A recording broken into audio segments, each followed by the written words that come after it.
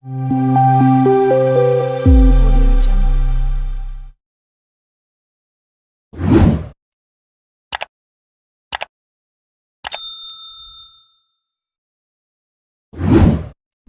এক কোণে ছিল ছোট্ট একটা কুঁড়ে ঘর।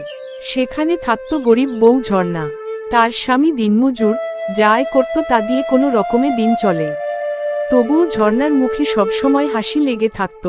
গ্রামের লোকেরা বলতো, এই গরিব বউয়ের হেসেলেই যেন সবচেয়ে বেশি সুখ। একদিন সকালে ঝর্ণা উঠেই দেখল ঘরে চাল নেই, ডাল নেই, এমনকি লবণটুকুও ফুরিয়ে গেছে।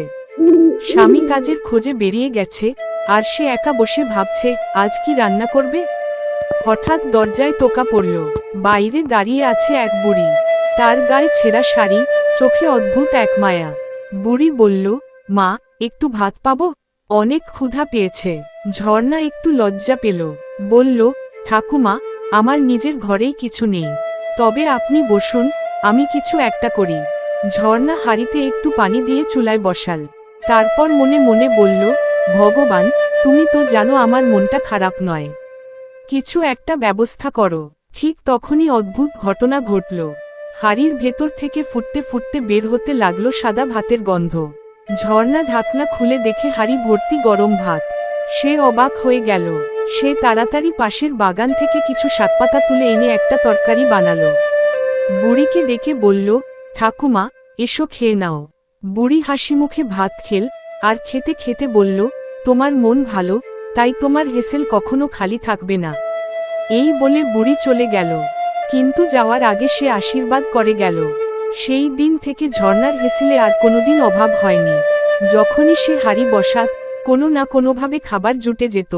কখনো প্রতিবেশীরা কিছু দিয়ে যেত, কখনো স্বামীর কাজ ভালো চলত, আবার কখনো অজান্তেই খাবার বেড়ে যেত।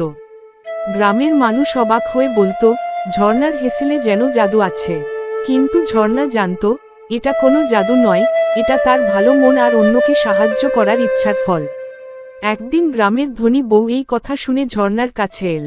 সে বলল, তোমার এই রহস্যটা আমাকে বলো, আমিও তো চাই আমার ঘর ভরে থাকুক। ঝর্ণা হেসে বলল, রহস্য কিছু না, তুমি আগে অন্যের কথা ভাবো, দেখবে তোমার নিজের ঘরও ভরে যাবে।